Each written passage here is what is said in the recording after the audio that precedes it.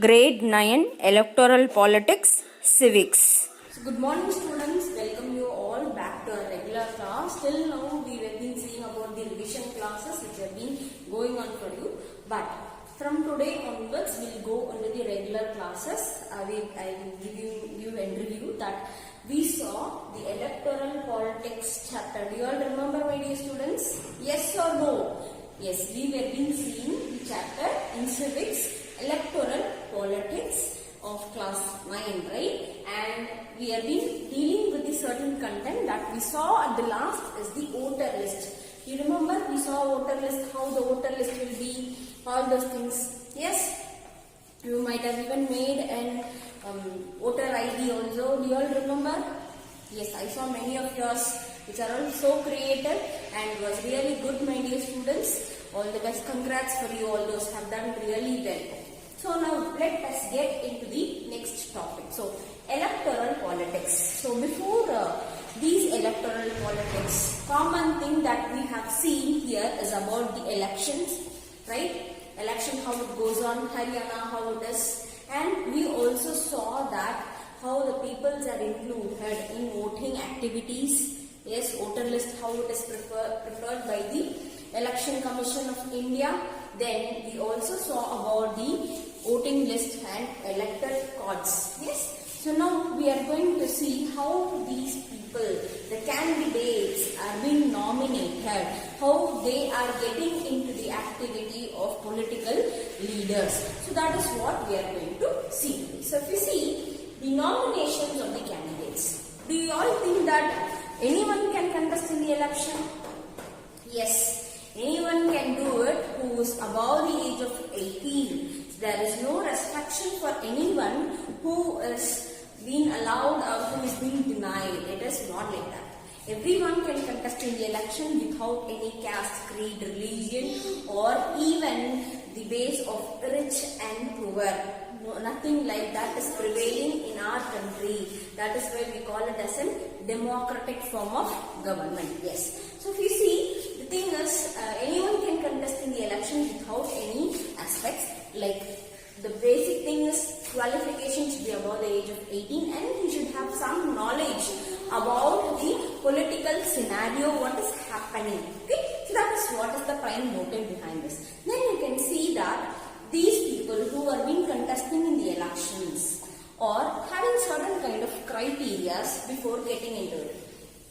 So if you see, India is the only nation which allows anyone to contest in the election without any basis of priority or beside any basis of criteria to be framed. Okay? So it allows anyone to contest in the election and he can belong to a political party also and he can also be an independent candidate. Independent candidate means who can contest for the first time or contest as a separate person without belonging to any of the political party. That also is possible. And if you see here, that is, these criteria or these basic aspects are being designed and framed by the Supreme Court of India.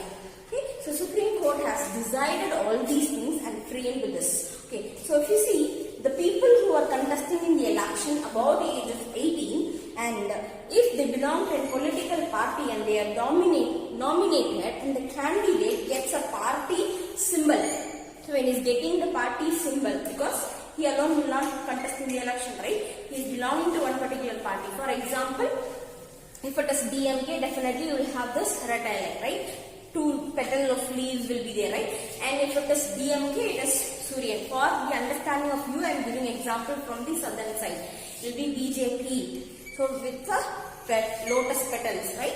So those kind of things will be there. So if a person belonging to BJP and he is contesting in the election, he also will be holding the same symbol, that is the lotus petal. Yes or no? Yes. So definitely he also will have that as the symbol. And if he is having, so that is known as the ticket. That is known as the ticket. He is being qualified as a candidate from the party side. Okay, are you able to understand? This is from the party side. So he will be given the symbol of the same symbol from the political party and he will be allowed to contest in the election. Okay, and the thing you see about the Indian democratic constitution, which has given the criteria as a candidate for contesting in the election. So you can look in your book also, you can go into the page and see the content, that is nomination of the candidates. So here the nomination of the candidate, every person who is ready to contest in the election, who is wishing to contest in the election, had to fill the nomination form. They will have been given a form of nomination form. So if you go to school, you will be given an admission form to be filled, right? Similar to that, they also will be given an application form which is known as the nomination form. Okay, they are supposed to fill in that and they are supposed to give it to the authorities. Okay, when they are giving to the authority, he is supposed to deposit some amount of money as a security deposit. Okay, so this security deposit will be based on the ranges of the leaders. Like if it is ward based, like councillor and all, will be lower in aspects. If it is go to the higher aspects like MLAs, MPs, it will be more in number. Okay, the money. Okay, then you see this deposition, when he is winning in the election with majority, he will be returned back. And if he is getting 50% of the vote, also he will get back the security deposit. But if he is not able to get even 50% of his vote, then he will be lost without a deposit. So you might have heard in news and all, this party has lost without a deposit also. That means they are not able to get minimum amount of vote. If they have got the minimum amount of vote, security deposit will be returned back to the political party. Okay, sir. Next thing you see, this new system of declaration of certain introductions has been done based on their instructions to be followed by the candidates have been done by the Supreme Court, as I told you already. So every candidate of the election commission, every candidate who has been contesting in the election should definitely do certain things. That is, first thing is he should have a legal declaration and give the full detail of his own self and his own family members. Okay, where he is having any criminal cases or something like that is where or not. So he will give all the details about him. And the second thing is he will be given the aspects like criminal cases pending against that particular person. Okay, if he has done any theft activity or if he has done any murder cases, then if it is there in the court, then if it is in the form of a pending, he has to submit that also. So this is not really a thing of practiced in all the aspects, but it is a compulsory aspect which has been framed by the Supreme Court of India to be submitted when he is nominating himself. Okay, then third thing if you see is he has to give his detail of asset. Asset means properties.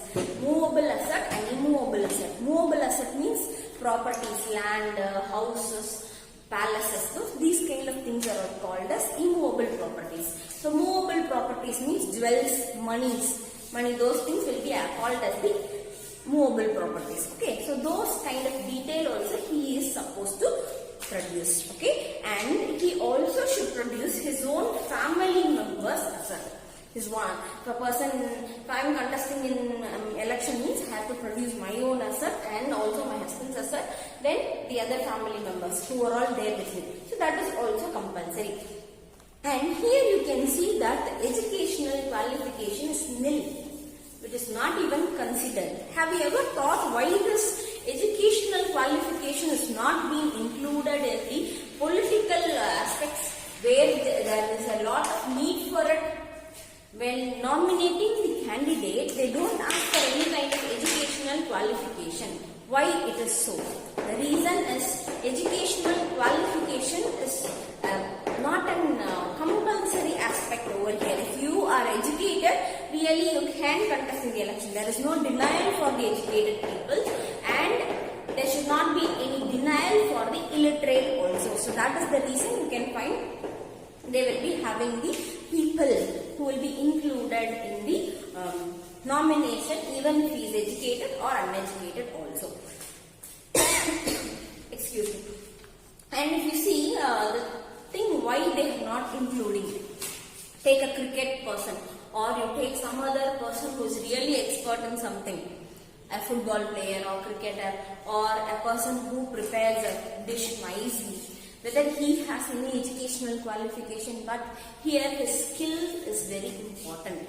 Similarly, here you can find that a person who is nominated and he is being elected as a minister or an MLA or MP, he has been undergoing a continuous process of test.